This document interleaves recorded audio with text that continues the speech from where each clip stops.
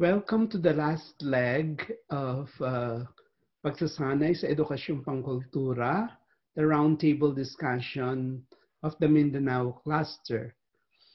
So ngayong araw na ito, napakapalad natin para pakinggan ang mga pinagpipitagang speakers natin na sila Felimon Blanco mula sa Lasal Osamis, si Salvador Patricio na mula sa Zamboanga, at si Eric rin ay galing sa Zamboanga.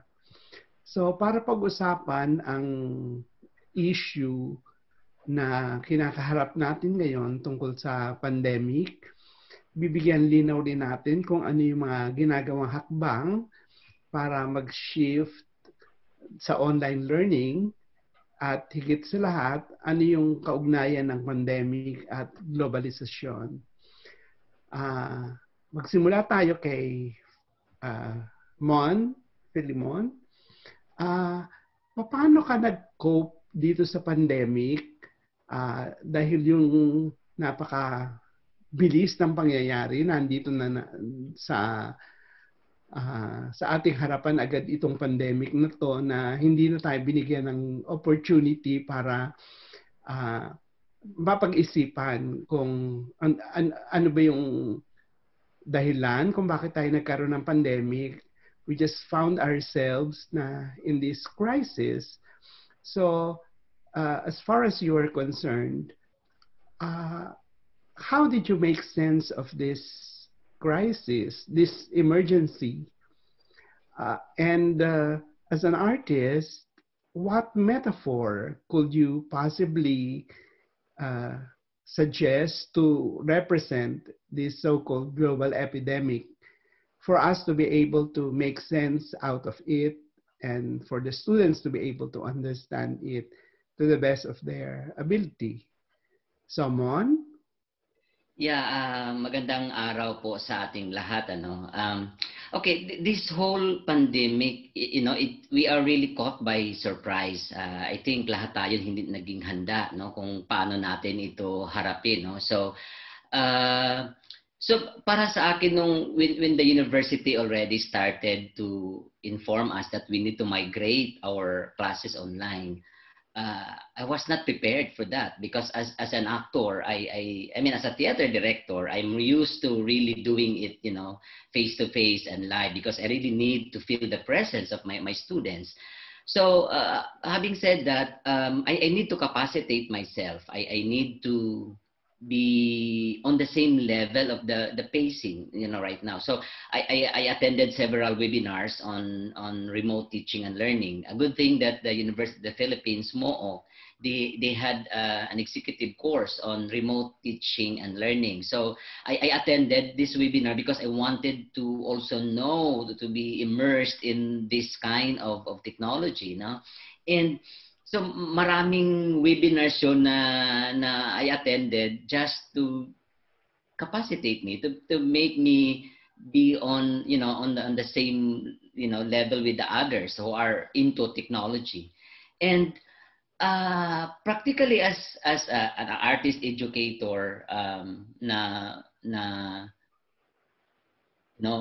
travel a lot. Most of the time, my life is in a journey, and I always even joke in my Facebook that my life is on the road. My life is on a journey. So I think ang nakikita ko na pwedeng metaphor sa nangyayari ngayon is the concept of both, the concept of traveling, the concept of journey. Kasi nakikita ko kasi with the boat, when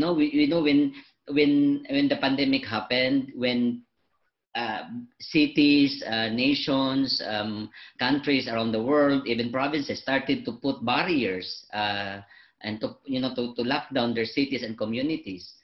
Nawawala na yung idea of the free flow of communication. Nawala yung free flow of the high mobility, high human mobility. So in a sense, ang nakikita ko, this idea of, this whole thing, this whole pandemic is the concept of travel, this concept of journey, na because of ang bilis ng takbo ng buhay natin with the high human mobility rate, ganun siya kabilis, ganun siya mabilis, nag-travel. Kaya nga ang nakitang unang ginawa ng government natin is to really put on lockdown measures to stop, hopefully to stop the spread of the virus. Yeah, Felicity, yung ano no, ang ganda nung shinare mo tungkol dun sa journeying or traveling in the same way na gano'n rin kabilis nag-travel yung virus from one country to another.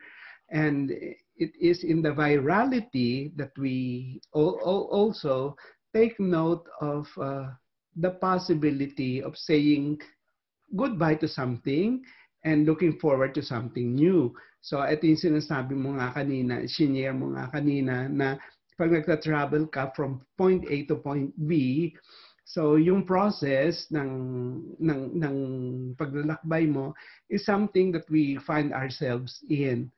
We are still trying to discover a lot about this emergency situation that we find ourselves in. And we are also discovering a lot of things about ourselves as travelers, no? Yung gaano ba tayo ka-resilient dito sa journey na ating ginaganap sa mga panahong ito. So, ang interest ko is that paano on the part of the teacher na bridge niya yung cultural divide. The cultural divide is a divide between the rich and the poor. So that being said, meron din digital divide. Kasi nga yung sinasabi nila na mga teachers nag-migrate, no? So ang ganda ng concept rin ng migration because it talks about distance. Yung distance natin as human beings to another human being na test nung mga quarantine at itong lockdown, kaya iba nababagot, no? Ayaw mag-isa. Gusto balik yung dating busy buhay nila, nakapag-interact, nakapag-socialize. Pero the pandemic is able to show us something. Talagang a crisis made us rethink our own forms of sociality, our concept of community. So paano tayo mag-establish ng community ngayon na ang admonition sa atin, huwag lumabas ng bahay. Di ba? So, ano yung nakikita mong benefit nito on the part of cultural education? Yung ating sense of isolation, may ginawa ba sa atin to bilang educator, bilang academic? Did it make us wiser having spent so much time by ourselves and thinking about ano yung nakaraan at ano yung pupuntahan natin, Mon? Sa tingin ko, ngayon kasi parang we are back to basics eh. I think this pandemic has taught us to go back to the basics. Kaya nga, sinasabi natin stay at home, wash your hands. These are all very basics that tinuturo natin sa paaralan na minsan nakakalimutan na rin nating i-remind. So ang nakikita ko with this concept of the stay at home or work from home concept, it brings back our lives. It brings our lives back to the basic unit of society, which is our family. And I think ang nangyayari ngayon, the kind yung minention ko kanina, yung the kind of high, human mobility, na ibalik tayo ngayon sa kung yung sa puso natin, kung ano, where we always say that the home is where our heart is. And I think the good thing that is, sa nakikita ko lang, I'm taking this as an opportunity that this pandemic has brought us to being, united again as a basic cell in the community. The unity of the family. Kasi nga, stay at home, di ka pwedeng lumabas. So, wala tayong magawa, maliban na lang doon sa really getting to know our family members. And I think ang isang magandang opportunity dito is yung opportunity na you are able to also reflect yourself in relation to society, in relation to this whole, global, pandemic, this pressure that we have now, no? So parang it goes back to you, to us as members of the community. So may magandang, I mean, I don't want to say na maganda, but I want to take it as an opportunity na na-strengthen yung bonds ng family members. Okay. So, kay Buds naman, no? So, sinabi ni Mon yung concept ng what is essential, what is basic, what is foundational. At yung example niya, yung family, no? Yung cohesiveness ng family. Kasi nung dati, parang yung mga tao sobrang busy sa work. Walang time na talaga i-strengthen yung family ties. So, doon sa level naman ng classroom instruction, so I'm interested to find out from your end kung ano yung mga process na pinagdaanan mo to transition. Yung isang journey na to is also a means of transitioning. So nagta-transition tayo habang tayo ay naglalakbay. So itong condition natin ngayon ay isang uri ng transition. At dahil may transition, may mga talagang ano yan, tension. It is filled with tension. Kaya nga yung nakita natin yung effect ng pandemic doon sa mga tao, talagang some are really depressed, some are so anxious, hindi nila maintindihan kung ano yung kakainin ba nila sa kinabukasan. Yung mga teachers naman, paano i-deliver yung lessons given this new form of delivery system na na online. So, I'm interested from your end, ano yung process na pinagdaanan mo? 'Di ba? Kasi parang biglang-bigla na binigyan ng instruction ng DepEd na mag-migrate. So this is an emergency situation that we must continuously implement, no? Especially nung unang part ng ano na to, ng pandemyang ito. So, Buds? Yes, sir. Isang magandang araw po sa lahat. I would like to connect the situation to a quote from a famous American actor, Jimmy Dean, na nagsabi na we could never change the direction of the wind, but we could always adjust our sail to reach our destination. So I guess itong pandemic, this is the direction of the wind. This is what brings us moving forward kung saan ba talaga tayo. So on our part, sa DepEd, I speak on behalf of the DepEd as well, specifically as a classroom teacher, yung SAIL yun is yung process and methods na kailangan kong i-adapt to be able to reach our end goal. And that is, to achieve quality education. Kasi we stand by the principle of our DepEd that classes may be suspended, but, learning must go on. So the learning continuity plan initiated particularly by the DepEd, which is we adapted it through our modular learning. That's a concept, the use of printed modules and electronic format. So, yung transition stage, mahirap talaga eh. It's very difficult at first. It triggers us psychologically kasi even with the concept of making use of modules, andun pa rin yung kaba na are these modules secured when it comes back to the teacher? Yung paano to dadalhin, sino magtra-transport nito, paano yung mobility, and kung babalik ba yan sa teacher, is it safe for us? So, ang daming queries, ang daming concerns. But nonetheless, we were able to, to take part in the process. Gradually, it gave us a greater sense of responsibility on our part as educator, as classroom teacher, that we indeed play vital part in the continuity of education, in serving, in the delivery of instruction, even though we use various forms of learning, particularly now the distance learning through blended modular. So para sa amin, I speak for myself, mahirap tanggapin at first kasi ang daming,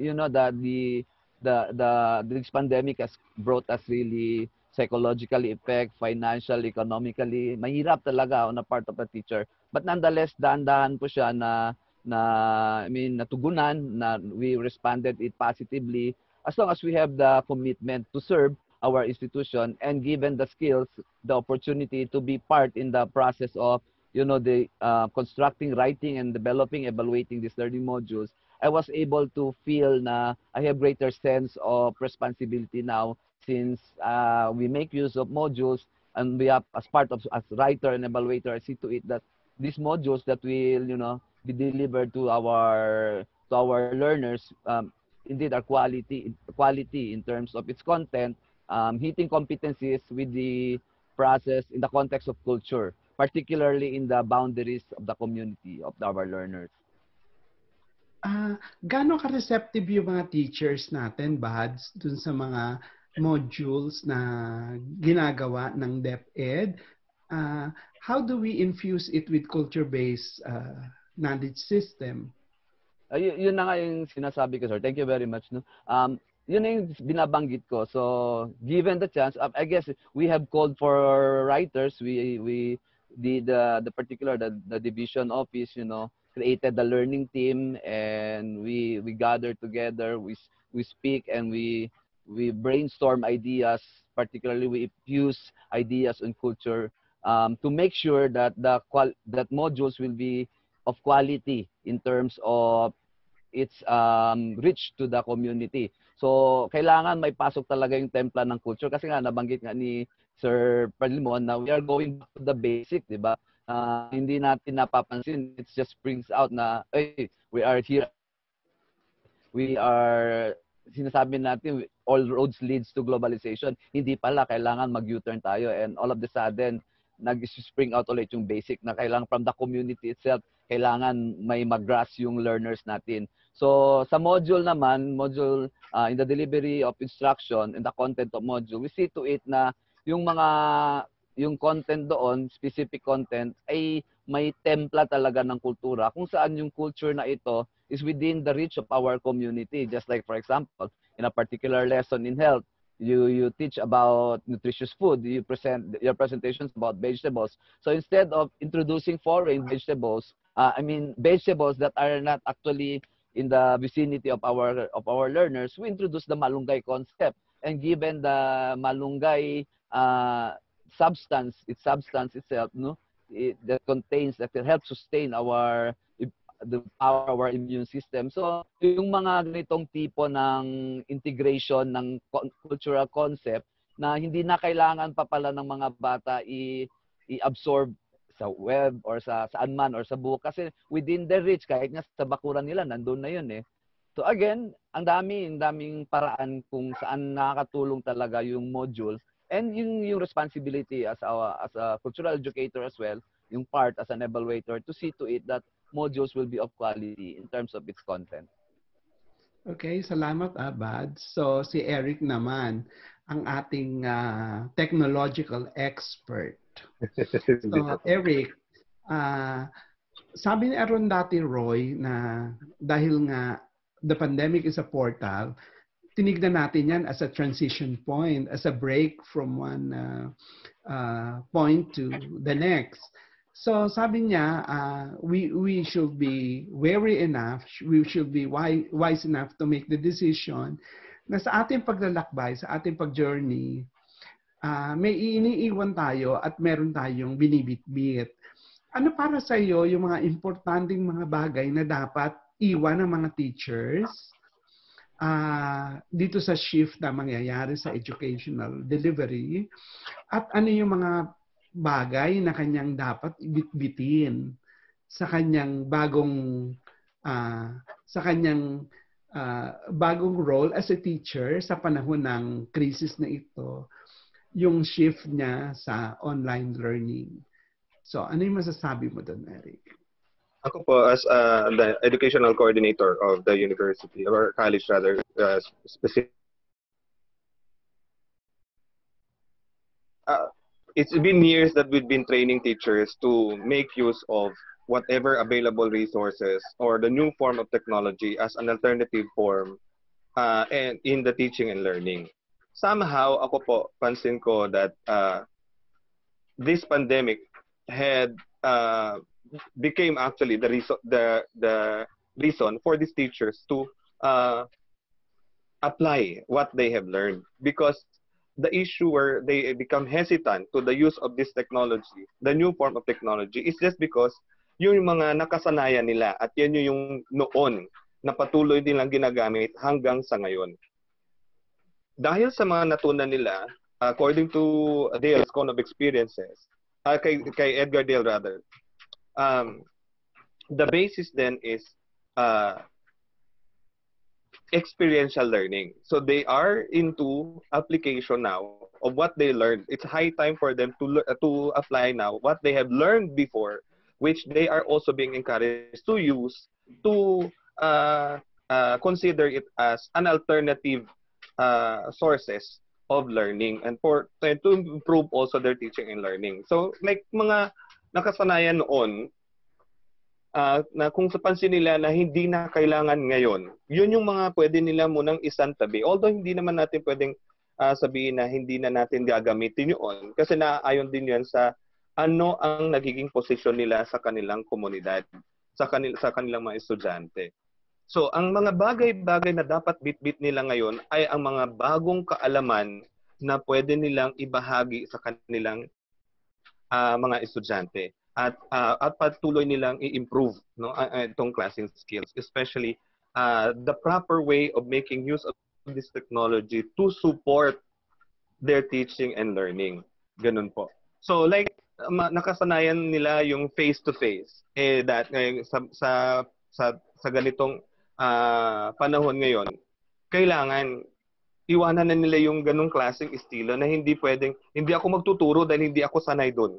So, kailangan, ito na ngayon dahil kung hindi mo gagawin yan, paano mo maibabahagi ang kaalaman mo sa inyong mga estudyante? Paano mo tutulungan ang mga estudyante? So, yun yung dapat nilang bitbitin ngayon, ang mga bagay na makakapagsuporta sa kanila sa ngayon. At ayong noon, maaaring isantabi na muna nila yon.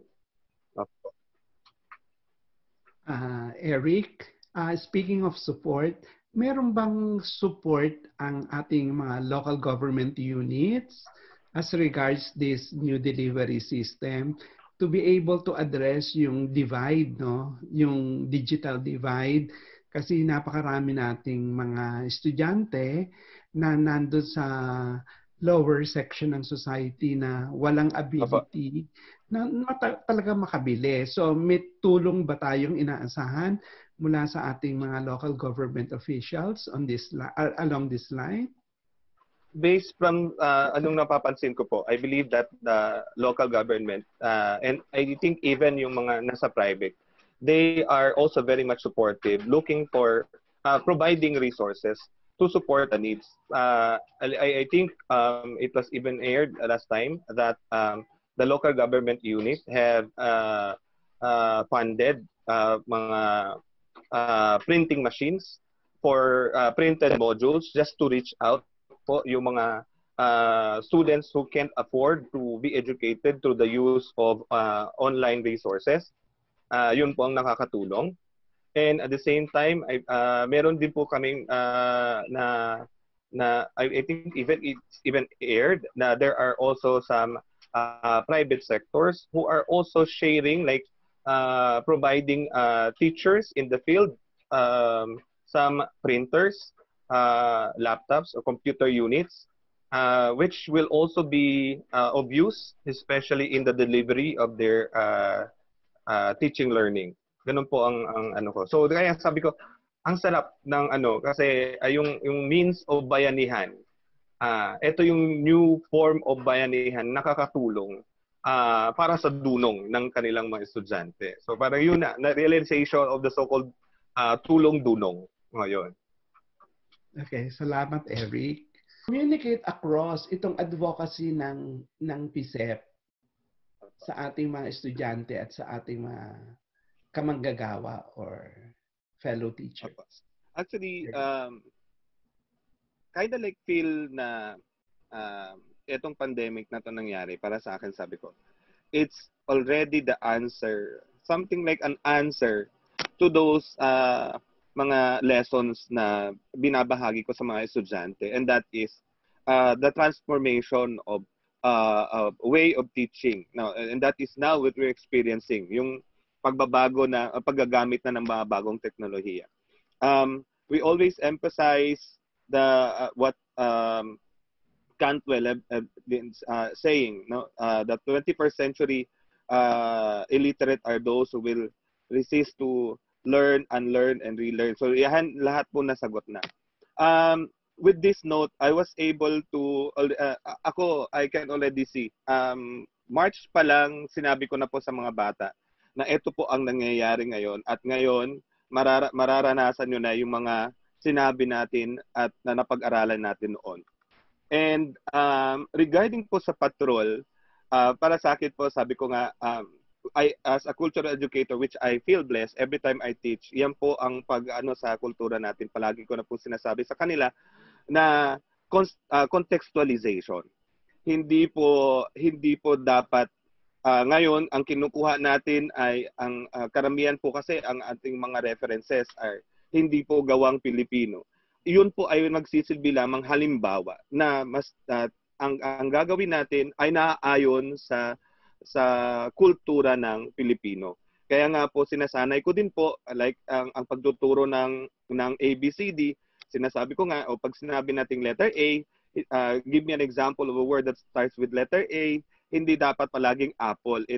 Dahil ito ay nakasanayan ng ibang bansa. So mag-isip kayo na nababagay at naaayon sa ating kultura, and that is localization, contextualization. So gayon din po ang sa pagpapagawa ng kanilang mga kagamitan sa pagtuturo. Kailangan din po na patuloy nating ipamahagi sa kanila at ipagbigay alam kung ano man ang kanilang ginagawa, ito ay naayon sa kultura ng Pilipino. Ang halimbawa nila ay hindi puro gawang ibang lugar, kundi ang ito ay nababagay kung sino ang kanilang mga estudyante. So yun po ang kadalasan na binabahagi ko sa estudyante, which pinapollow up ko nga po. Okay, Eric, nabanggit mo yung kahalagahan ng technology, Opo. yung paglipat sa sa isang klase ng education na remote or distant learning gamit Opo. ang teknolohiya. So, paano mo bilang isang guro i-bridge yung tinatawag na cultural divide? Yung cultural divide na nakita natin dahil may pandemic, the pandemic opened our eyes to the great cultural divide in our society. Yung division between those who have and those who have not, yung may access at yung wala. Opo. Parang ngayon naging glaring masyado, no? Yung problema ng kahirapan sa ating bansa na parang napaka-ideal na sabihin na mag-migrate tayo sa online learning. Pero kasama sa pag-migrate are all the issues. Unang-una, meron ba tayong capacity to provide yung mga tinatawag na internet connectivity? Meron kang gadget, wala ka namang internet connection. Yung iba talagang basic ang kanilang problema. Walang gadget, walang internet connectivity, at kahit meron ka nito, magastos. So, how will you be able to bridge the gap between these people who have access and those who have not? Una sa lahat, sir, yung po yung issue na yan, paulit-ulit na lang po yung paulit-ulit pong nire-raise. Noon pa lang, when we were asked, I was tapped also to train, yan nga yung mode of learning. Yan ang hindi nawawalang question ng mga sino po ang ibinabahagi ko ang paggamit ng ganitong mode of learning. And that is internet connection, resources, and so on. Pero nga yung palagi kong sinasabi is kung hindi po natin bibigyan pansin yan, ang kahalagan nito, hindi yan ma-realize. Katulad lamang ng cellphone noon, ang pagpasok ng cellphone maraming negatibo, sabing dagdag gastos. Sinasabing hindi mahalaga yung wireless phone. Pero bakit ngayon pati nga ang tricycle driver, sikat-sikat driver, meron ng cellphone dahil kanilang nakita ang kahalagan nito. So gayon din po sa ngayon. Sabihin po natin ng issue ay walang pera. Maaari siguro sa pag-a-adjust nila, yan po ang nagiging issue. Hindi po natin dapat isarado ang ating pintuan, sinasabing dahil wala kaming pera, hindi kami mag-iintugit. So palagi ko sinasabi, yes, you will. So yung example po ni Buds tungkol sa sailing, ito rin po ay dagdag yung paano mo isasagwan sa direksyon na gusto mong patutunguhan ng mga estudyante o nung sino man ang gagamit ng nasabing teknolohiya o lalo-lalo na ang mga guro na hindi tayo makakarating doon ng biglaan. Ito ay darating sa ilang oras o pero yung sailing po natin ay hindi po dire-diretso pero matutuloy pa rin tayo doon. So maaring ngayon sabihin natin na ay wala kaming internet connection and so on, pero gagawa ka ng paraan para ma-address mo. And that is, again, what is our goal?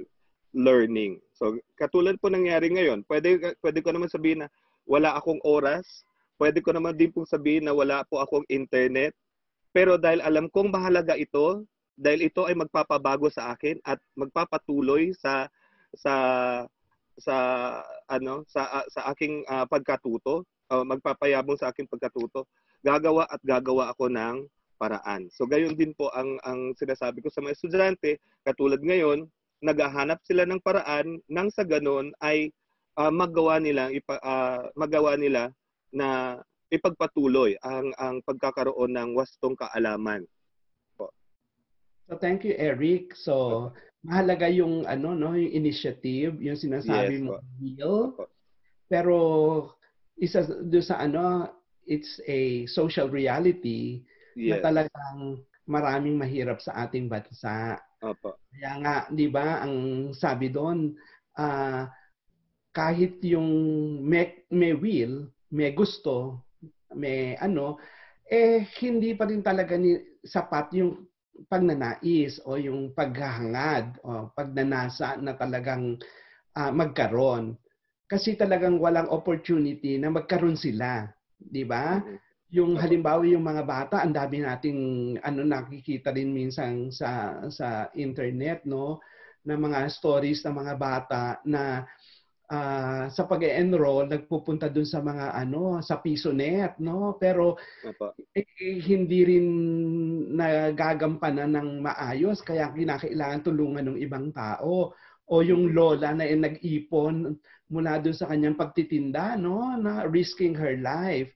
So maraming iba-ibang coping mechanism ang ginawa ng mga tao in order to survive. Yes po, I think that's ang isa doon sa pagtanggap sa ganitong klase ng reality, ang DepEd, maraming ginawa na modules na manual as a way of coping. Kasi kung hindi nag-e-exist tong reality na to, kung sapat yung ating will to learn, kahit meron kang willingness to learn, wala kang capacity because there are institutions that forbids you, like for example, na gusto ko matuto. So ano ang gagawin ko? Maghahanap ako ng teacher, pero naman may quarantine na in place. At wala akong dahil nandito halimbawa ako doon sa isla, no? So ang hirap, this is a very tricky position that we find ourselves in. Hindi madali ito. So pwedeng gamitin yung ableist perspective na dahil ako meron, hindi ko kayang maramdaman yung condition ng mga wala. Kaya siguro maganda rin yung ginawang effort ng pamahalaan na talagang standby yung mga modules na pwede ibigay sa mga estudyante. Although may mga problema rin na na kasama yung hindi nawawala ng problema, di ba? Dahil itong pandemic na to nag-create ng isang global problem, napakaraming local problem rin na lumabas as a way of surviving. So Mon, balik ako sa iyo, Mon. ano yung mga survival mechanisms na sa palagay mo pwedeng ituro ng isang guro ng sining sa mga estudyante para makapag-cope sila dito sa crisis na ito na pandemya? I think sa status kasi ngayon, no, I'm still a believer of really of what this so-called culturally responsive teaching and culturally relevant teaching, wherein teaching, I mean the models of teaching should be really in line with the realities of the learners. Now, right now in the pandemic kasi parang nandoon tayo sa kailangan maituro din sa mga bata yung how can they survive in this time of the pandemic, no? And I think one way is really being, I mean, as a theater director, we always teach the students to be aware of the communities, to pay attention to what is going on in the communities. So I think this is something that we can teach to our students, to be socially engaged and to be aware with what is going on and how can they actively participate in community building. How can they actively participate in terms of finding ways and solutions to problems that they are facing right now. So I think one way is really also developing this sense of critical awareness and social engagement by our students by being involved in social activities in the communities. In such a way, I believe that being engaged, if the learner is engaged in the community, they are learning how to survive. They will learn how to thrive in the communities, because if students are grounded on the belief and the strong belief of their culture, definitely they will really find ways and grounded ways for them to survive, in all, not only in this time of the pandemic, but in all disasters that may come along the way in their communities. Okay, thank you, Mon. Ang ganda ng emphasis mo, no, do sa community as a wellspring of learning. So meron ka bang mga concrete examples ng halimbawa community works na sa palagay mo po pwedeng pagkunan or paghanguan na mga bagong kaalaman on resiliency, on survival skills, something that is common, yung parang dahil walang pandemic, hindi natin binigyan ng halaga, no? Yung halimbawa, meron ka bang natatandaan ng mga folk tales or yung mga yung mga proverbs or sayings ng community, or are there icons that can serve as models na yung nagturo ng ganito yung paraan? Kasi I remember na nung nagkaroon ng natural disaster sa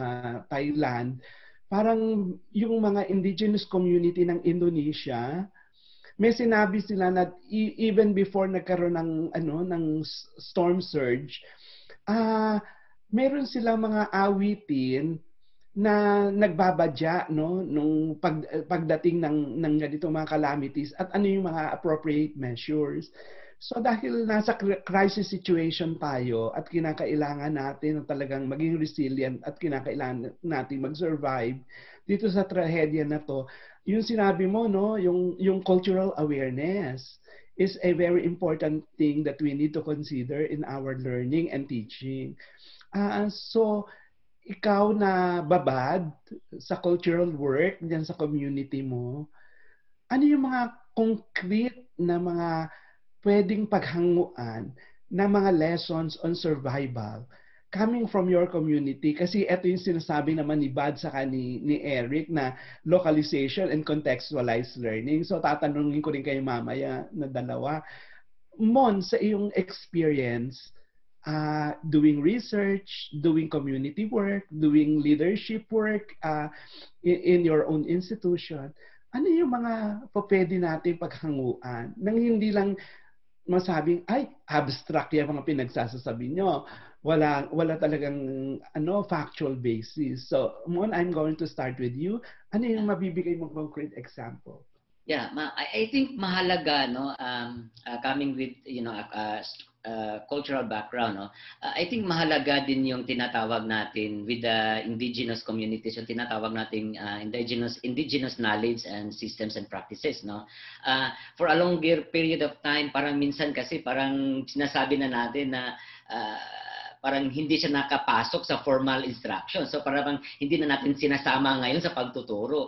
But we have to realize that these IKSPs have a long tradition of, proof that they do help in the survival of the human race, of the communities. No? Isa sa makita ko, for example, no, and this is through studies, through personal research, nakita ko nga, nga pala, nung I grew up in the communities, nakita ko, bakit nga ba ang mga bahay before, when they erect houses before, nakapatong sa isang malaking stone? Sabi ko, and bakit gano'n? No? Sabi ko, baka is it because na para hindi siya madaling ma-destroy? But eventually, through my analysis and studies, sabi ko nga pala kasi pag may maglindol, for example, no, hindi basta-basta guguho yung bahay kasi nga naka-on top of the stone siya, so mas madali na lang siyang mag-move to adjust to the situation. So ang ganyan yung mga nakikita ko na mga examples na, for example, ngayon meron tayong tinatawag part din na ITSPs, no, yung tinatawag natin na pag may mga calamities na darating, nakikita may mga hindi ko makuha yung correct na term pero sinasabi ng community, for example, in understanding the weather, understanding the movement of the animals, nakikita ngayon na ay may paparating na bagyo or ang mga birds ay nagliparan, so something ominous is will happen, or naglalabasan ang mga ants. So there might be, so these are things that we do not teach anymore in the formal classroom, which actually naituro ngayon ng mga elders sa community sa mga bata in the past.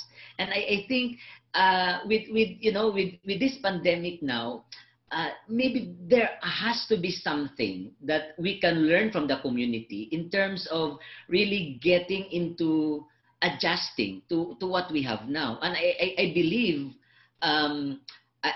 this whole experience that we have right now, I'm sure our indigenous communities will really have a way of coping in terms of surviving in this pandemic. Gaya nga sinasabi natin na pag-uusapan na yung localizing or contextualizing na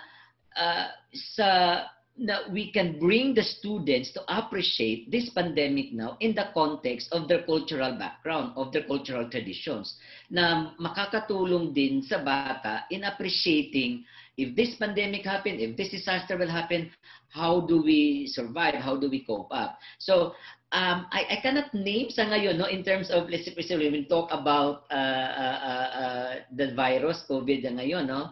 But what I can link more on is really on the natural disasters, on using natural observation of natural occurrences to help prepare the communities for possible disasters that will come along in the communities.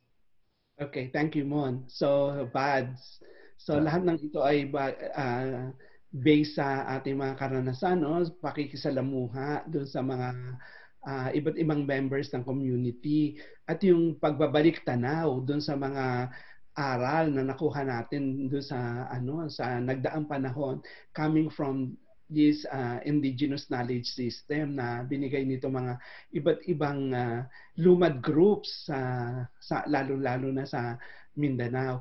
So ayon sa iyong pag-aaral at pananaliksik na ring, Bads, ano yung mga take away mo coming from these cultural bearers of the community na po pwede nating gamitin as a way of surviving this calamity that we are in now? For me, sir, actually, I guess, yung mga nangyayari ngayon, it's actually a U-turn to what has been, practiced before. if I'm going to connect it to teaching, to the teaching and learning process, more particularly in a conceptual setting, itong konsepto ng barter, di ba? It teach us to become resilient, it teaches us surviving skills. Barter trading was practiced long before, di ba? And ngayon, bumabalik-balik na naman siya. And this is an outlet of individuals, particularly in the community, on how to cope up with the situation brought about by this pandemic. Instead of worrying about their finances, just by looking something that they can barter in to trade in with other people using the online platform, at least in one way or the other, it could help them sustain their living. So bumabalik yung konsepto ng bartering. So and barter is our practice by long by our ancestors. So binalik ulit. So hindi na kailangan ituro pa muli yung konsepto ng cultural bartering kasi kusa siyang bumabalik. Parang nag-u-turn tayo sa perspective ng nakaraan. And for me as an educator, ipapasok natin dun sa teaching and learning process on teaching resiliency and teaching surviving skills. I guess pumapasok ulit yung konsepto ng mga herbs, ng mga herbals, and mga medicinal plants on how to survive.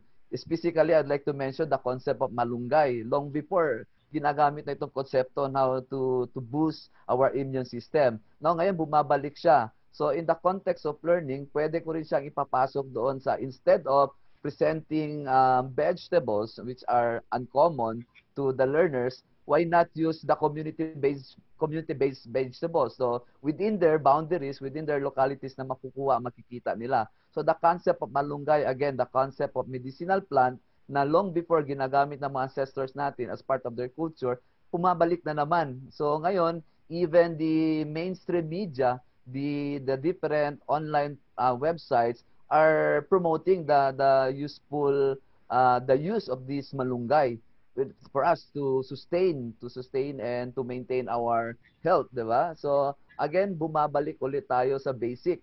Hindi na tayo kailangan mag-U-turn kasi yung mismong situation na ulit ang nagtuturo, ang nag-lead sa atin again sa kung ano yung nakinagis na natin. And going back again, as for me, as a MAPE teacher particularly, o doon sa konsepto na lang ng sining. So, sa konsepto ng sining, like particularly sa artworks, visual arts, and sa dance.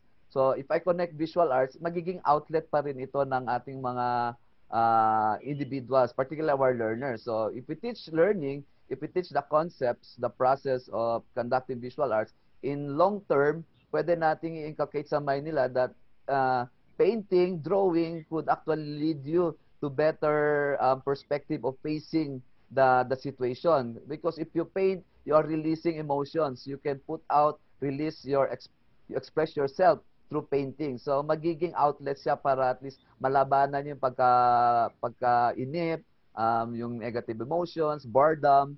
At the same time, ito yung minamasama ng iba, the use of platforms online, particularly the TikTok. They do not know the good benefits of this. That's a form of art. When you see people dancing, that's our culture, that's dancing. And they are expressing their artistry through form of dance using the online platform TikTok. So madalas minamasama kasi ganito yung epekto, but at some point I guess that's a positive way of teaching resiliency, surviving skills to our learners. Instead na mabagnot sila or mainip sila, they use dancing, their skills, they used to dance, they use it in a form of the application of TikTok to deliver their artistry, to express their emotions. So in one way or the other, maging nasa pandemic man tayo, at least yung art forms natin, yung kultura natin, nangingibabaw pa rin. Dumadating kusa siyang lumilitaw in our presence na, hey, this is what we are facing right now and this is the reality. So kailangan lang natin i-embrace kung ano yung within our boundaries to be able to cope up with this situation. Thank you, Bads. So, tatanong ko, marami ba diyang malunggay sa inyo? Oo. Kaya nga sabi nila. Kaya yung mga tanong na marami. Kaya nga sinasabi nga nila, ang dami mong hinihingi, hindi ka man lang marunong magtanim. Specifically, yung tanglad. Ito yung mga nagbo-boost ng immune system natin, yung lemongrass, malunggay. At saka yung form of bartering na ngayon kinaalyuhan ng mga bartering of plants. So nagiging yung mga, di ba? online nagiging viral sa online yung bartering of plants. You know, in such way, kahit ganito kasimple yung mode nila, these are things that help them to cope up yung naiinip sa bahay, why not, you know, take good care of our plants and then barter it. Yeah. Sa tagal ko nagsusurf sa internet, wala pa ako nakikita ng mga local dances na nagti-TikTok. Mon, wala pa. Meron na ba sa inyo, Felicity? Wala, no.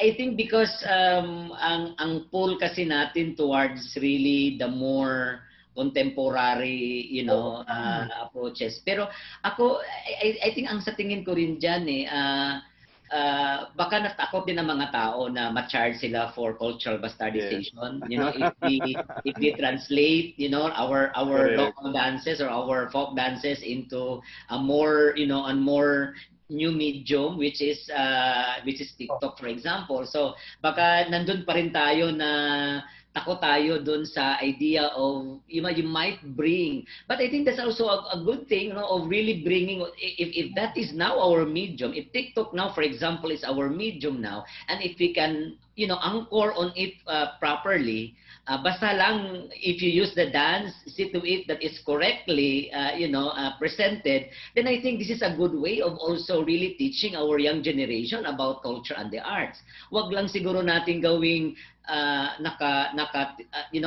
nakatinikling dance ka pero ang music mo naman ay Lady Gaga, no? So parang yun siguro ang medyo culture based tayo, yung ganon. So but if we record in TikTok, for example, the tinikling, for example, as a dance, tapos gawin nating viral online, probably that's one way of using the new medium now, which is actually TikTok, for example, as a way of promoting our Filipino culture and arts, no? But with improvisation on the use of available resources kasi stay at home sila. Yes, no? Kaya nga minsan mga ganon tayong discussion na baka siguro takot din ng mga bata na baka mabash sila. Ano yung ginagawa mo sa ating kultura? Binabastos kultura. I think that's part also of our culture, which is we're also very much sensitive. And I think that's safeguarding. I think ang nakita ko niyan, that's cultural safeguarding na at least, kasi if they do other things, more contemporary, mabash man sila or hindi, parang okay lang. No? Pero I think siguro baka doon tayo nagiging effective as culture educator na you know, you do all these traditions in a proper manner. No? So, sana walang mangyayari. Kung meron mang mag-viral ng TikTok, sana tama yung pagkagawa nila doon sa mga sayaw nila. Okay, what about you, Eric? Dahil ikaw ang nasa ng technology, tapos yung content. So sabi na mahalaga na magkaroon ng marriage yung dalawa, form and content. Form meaning to say, yung mode at medium ng transference ng learning, at yung content naman kung ano yung itinuturo. Pero other than that, ang palagay ko is the perspective na hindi dapat mawala. Kasi kung tama yung perspective mo, kahit anong mga subject matter na ibigay sa'yo, yung mga themes, yung mga topics, yung perspective ay dapat tama from the start. So what is your take on that, Eric? Especially in culture-based education. Magsimula po muna ako doon po sa readiness ng teacher in line po or preparedness, especially in the use of the new form of technology. Before we proceed to the said perspective, marami po kasi nagkaroon ng parang it became also like a challenge, especially for the known to be mga as amin tech new savvy. From the Chabacano term, new savvy, ibig sabihin walang alam. Tech new savvy. So, parang they are used to the traditional mode of learning. Now they are forced or they are really pushed or they are really required to make use of the new form of teaching. Or encouraged. Encouraged din po. Yes po. And trained to use the new form of technology. So, then again, not also yung sinasabi natin forgetting what is their perspective on learning. Doesn't mean that they don't know how to make use of they are not so expert yet in the use of the technology. They are also excused of limiting the kind of teaching, the kind of learning that they should also provide to the students. So um, teachers must continue as what they must do, and but we always encourage them again to uh, do not exceed the teaching, forgetting what is known to be as our local culture. Kasi nga po, especially now, puro po tayo sa pagda-download ng mga resources, ng mga references, which are actually designed by people intended for their citizen. Na tayo panay po yung pagkuha din natin na thinking that is also fitted or suited to their learners. So, yun din po parang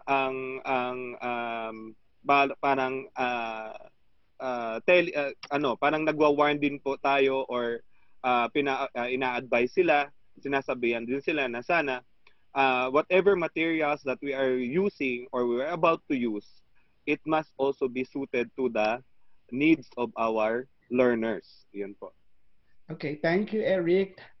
Sabi ni Alpha, wala na raw tayong oras. So, bibigay ko yung last word sa inyo para sa inyong mga pabaon sa ating mga nanonood sa round table discussion na to. So, mag-start tayo kay Salvador muna, tapos si Felicity, saka si Eric. Bad, sa'yo muna. Madali lang, ha?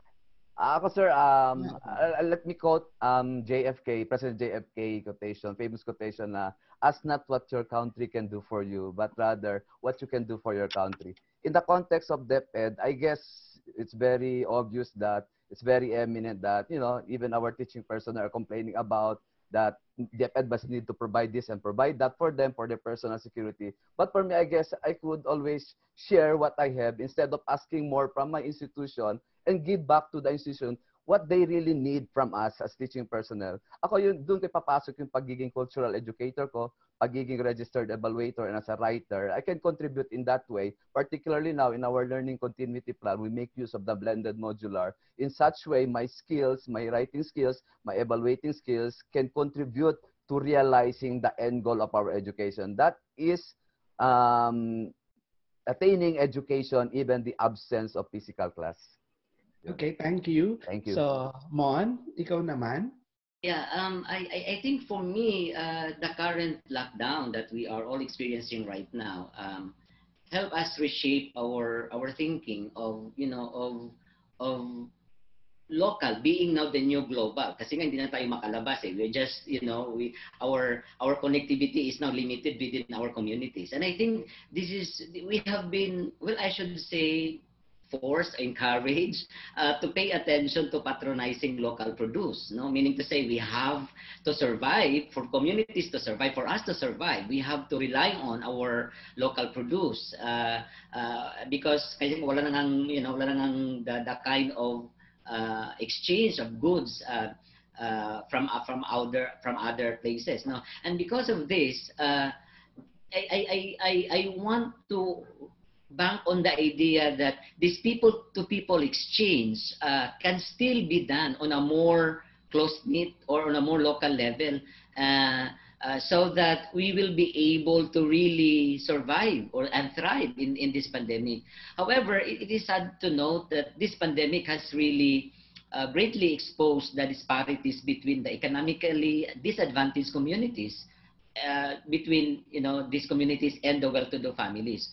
And I believe that human beings have the tendency to really cope up.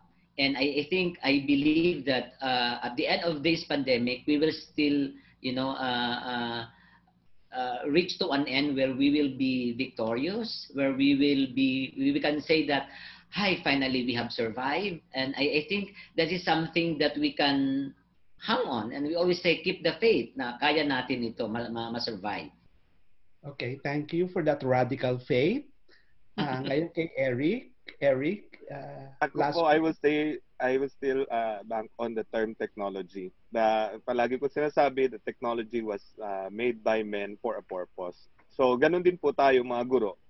whether this may be known as traditional or the new form of technology, we will make use of all this technology to educate and continuously educate ourselves and our students for us to continuously survive whatever despite of the pandemic that we are experiencing right now. Make use of all forms of resources that we have to continue whatever plans that we have in our daily life. Yun po. Okay, thank you, Eric. So, sa lahat ng mga nanonood sa ating roundtable discussion na to, so this crisis has indeed uh, has given us a lot of opportunities also to uh, find out for ourselves what are the essential things in life and what are the things that I can do creatively and critically in order to survive the crisis or the emergency situation that we find ourselves in. So teachers, for most parts, have done their part as creative thinkers and as doers to be able to give their best uh, in order to rise above personal limitations, in order to cope with this national challenge uh, that we are confronting in this day and age. With this, I thank you very much, Mon, Eric, and Buds, for giving us a very good uh, things, takeaways for this session. Thank you again. Salamat po sa inyong lahat.